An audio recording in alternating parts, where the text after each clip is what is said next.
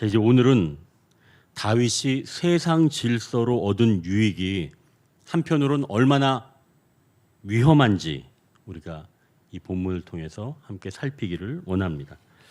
첫째로 실패의 모습을 기억하라고 말씀합니다. 다윗이 사울에게 계속 쫓기자 이제 다윗은 어쩔 수 없다 생각해서 이스라엘 땅에 머물지 않고 블레셋 땅으로 들어가는 거예요. 망명을 한 거죠. 그래서 이 다윗이 자기 아내와 같이 데리고 있는 사람 모두를 데리고 블레셋으로 들어간 겁니다. 그리고 이 아기스 왕에게 한 지방의 성읍을 요청을 하죠. 요청하면서 다윗이 한 말이 있는데요. 이 말을 보면 다윗이 얼마나 협상가인지 알 수 있습니다. 15절을 한번 보시면 이렇게 돼 있어요.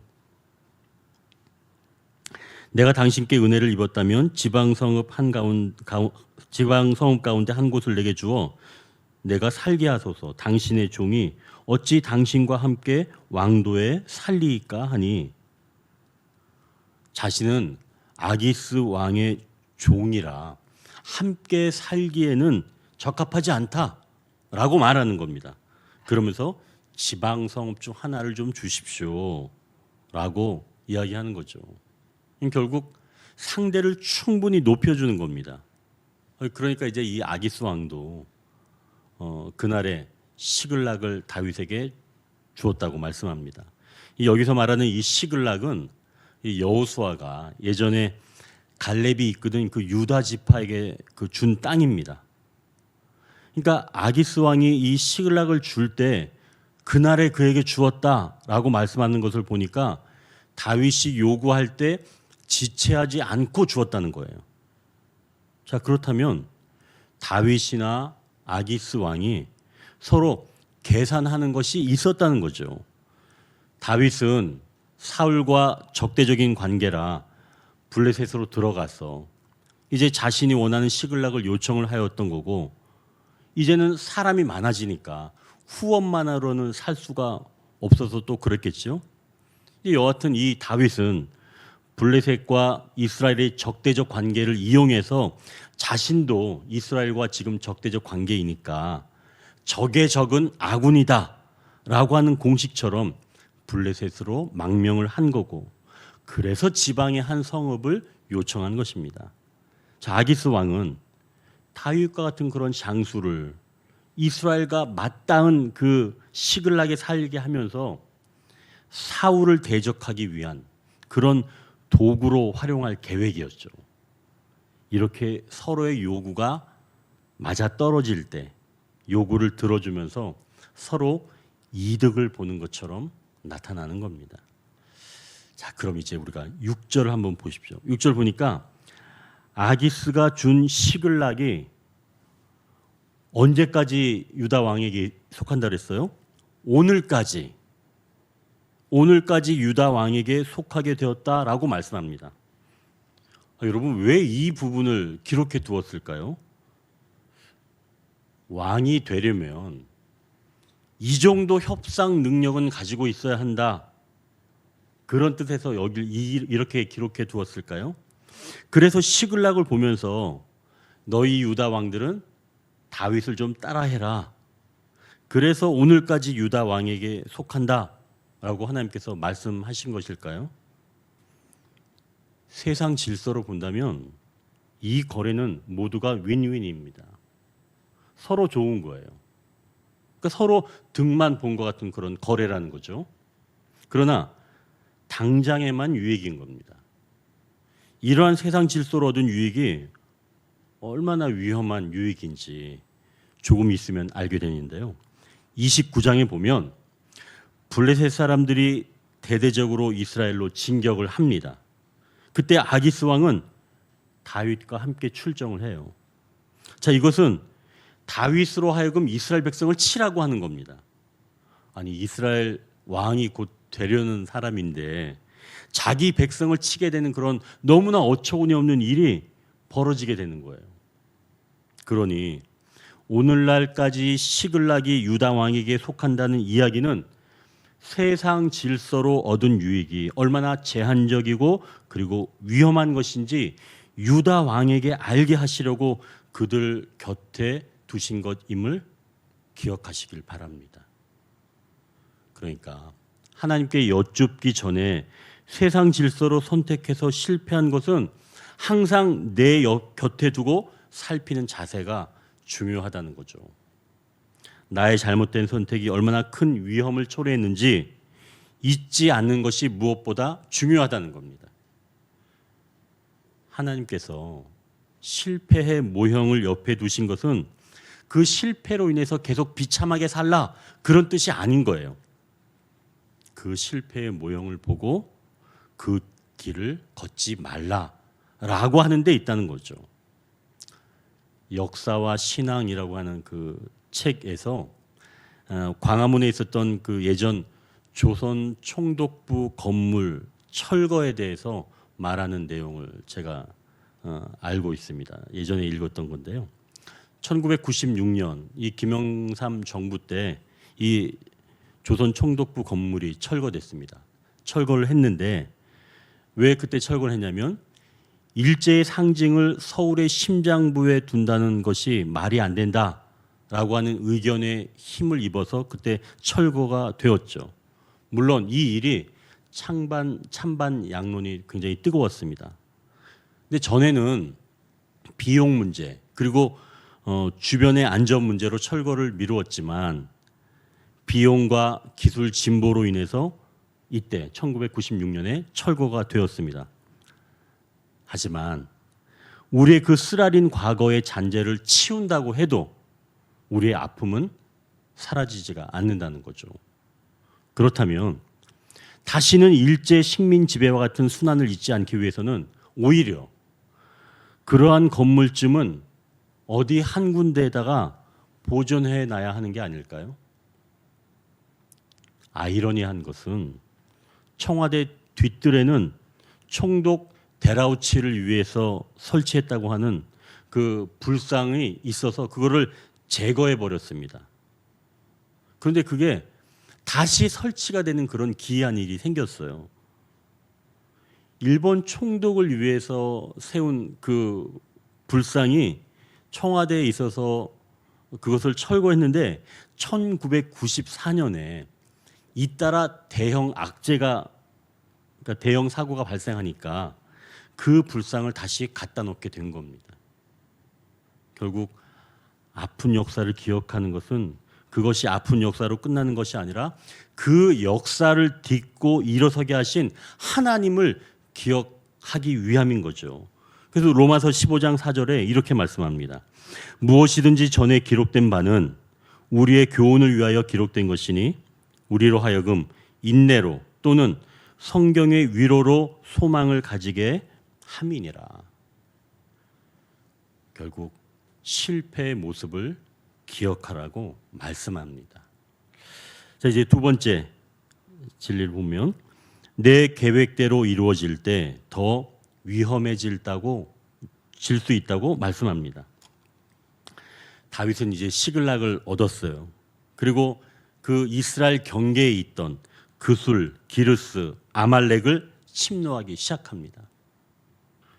이들은 이스라엘 백성들이 지나는 길목에서 항상 괴롭혔던 족속이죠. 다윗은 그 땅을 쳐서 남녀를 살려두지 않고 아기스에게 바칠 물건을 노력하면서 아기스의 신뢰를 쌓아갑니다.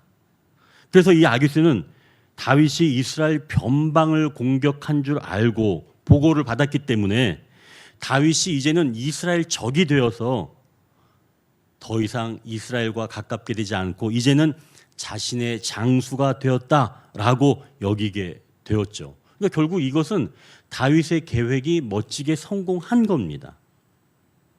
결국 다윗의 계획은 성공했지만 이것은 다윗이 위험천만한 방법으로 살아가고 있다는 거죠.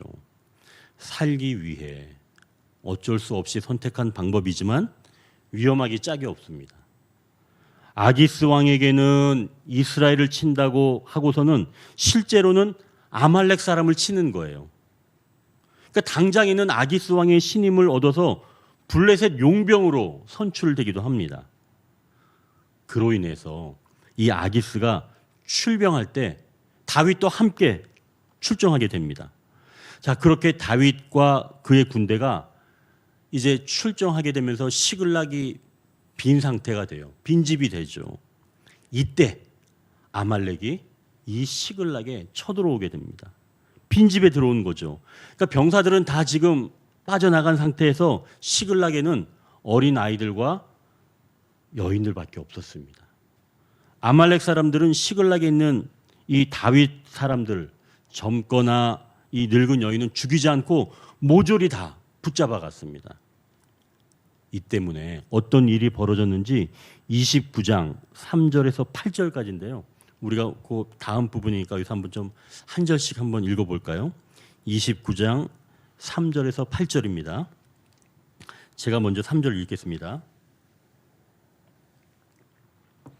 다윗과 그의 사람들이 성읍에 이르러 본즉 성읍이 불탔고 자기들의 아내와 자녀들이 사로잡혔는지라.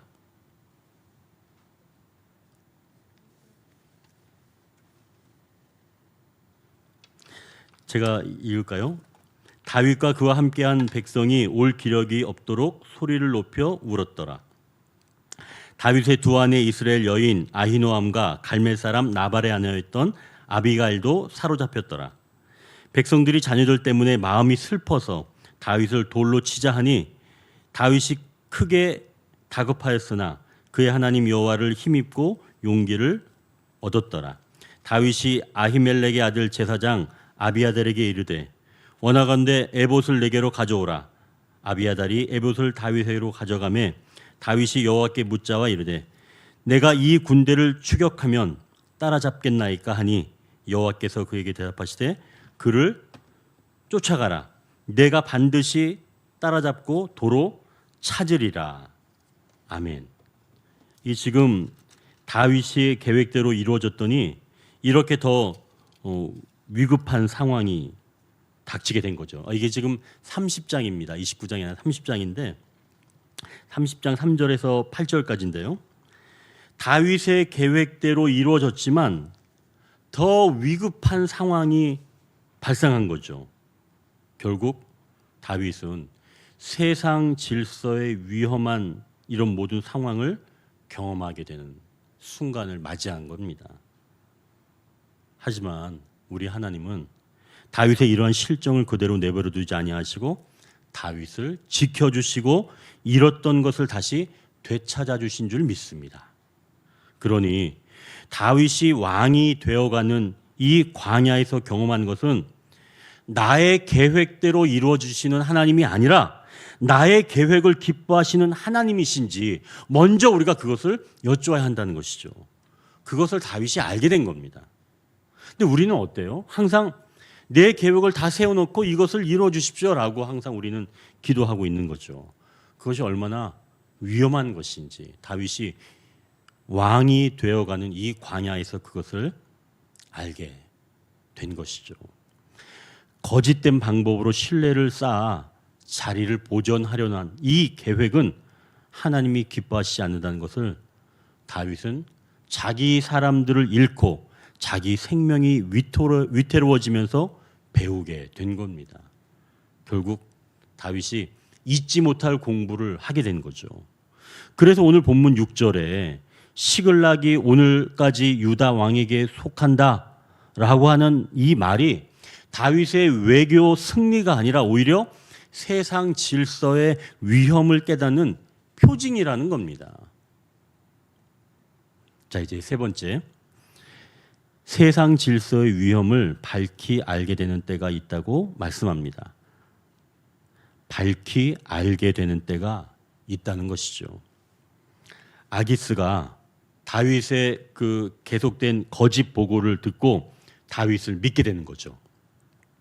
다윗이 계속 이제 유다 지방을 침략한다고 하니까 그런 보고를 듣고 아기스는 이제 다윗이 진정으로 이스라엘과 이제는 적대적인 관계가 되었다라고 아기스가 본 겁니다. 그래서 아기스는 자기가 시글락을 준 것을 참 잘했다. 내가 참 외교를 잘했네. 내가 참 잘 선택했어. 아기스 왕이 이렇게 생각을 했죠. 그러니까 결국 이 외교의 승자는 자기라고 생각을 했습니다. 그래서 이제 이 아기스는 내가 이스라엘만 침공하면 되겠다라고 좋은 날을 잡으려고 했죠. 그래서 아기스는 다윗의 마음을 확실히 알게 되었다고 판단을 하고선 다윗에게 이제 밝히 말하는 겁니다. 이렇게 말하죠. 너와 네 사람들이 나와 함께 나가서 이스라엘을 침략할 군대에 참가할 것이니라. 아기스 외교 전략의 실체를 알게 되는 때입니다. 밝히 알게 되는 때가 있다는 거죠. 세상 질서의 위험을 결정적으로 경험하는 순간이 찾아온 겁니다. 아기스의 계획은 이스라엘을 침략할 때, 침노할 때 그 사울 왕을 대적할 사람을 다윗으로 지목한 거죠. 그러니까 다윗을 활용할 계획이었던 겁니다. 여러분 이거 아기스의 계략이겠어요? 물론 아기스의 계략이겠죠. 그러나 정확하게 이야기한다면 악한 것들의 계획이죠. 다윗이 처음부터 이걸 알았겠습니까? 몰랐죠. 이렇게 번져갈 줄은 몰랐죠. 만약 자신이 사울을 대적하는 자리에 있게 된다면 아마 다윗은 이렇게 하지 않았을 겁니다. 그런데 아기스의 신임을 얻자 아기스는 다윗이 사울을 무찔러 주기를 원했다는 거죠. 다윗은 그동안 사울을 2번씩이나 죽일 기회가 있었죠. 그러나 죽이지 않았습니다. 왜 죽이지 않았어요? 하나님께서 기름 부으신 왕을 내가 죽일 수 없다라고 거절했습니다. 거부했습니다. 죽이지 않았죠. 그런데 이번에는 진퇴양난된 겁니다. 아기스와 함께하지 않으면 블레셋 사람들에게 죽임을 당하고 사울을 치는 자리에 서게 되면 하나님이 기름 부으신 자를 죽이게 되는 셈이죠. 진퇴양난입니다. 다윗이 그동안 이스라엘의 대적인 아말렉을 치면서도 오히려 아기스의 신임을 얻기 위해서 유다를 쳤습니다. 이스라엘을 쳤습니다. 라고 하면서 2가지 기쁨을 얻었죠. 아말렉을 치는 기쁨도 얻고 아기스에게 신임을 얻는 그 2가지 기쁨을 얻었는데 이번에는 그 어떤 쪽도 선택할 수 없는 상황에 놓이게 된 겁니다. 그래서 우리는 다시 한번 기억하는 겁니다. 실패의 모습을 내 옆에 두는 겁니다.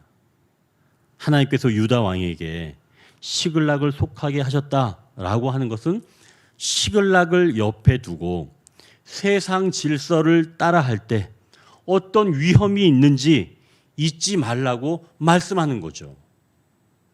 이제 오늘은 우리가 그 말씀을 기억하고 함께 기도하기를 원합니다.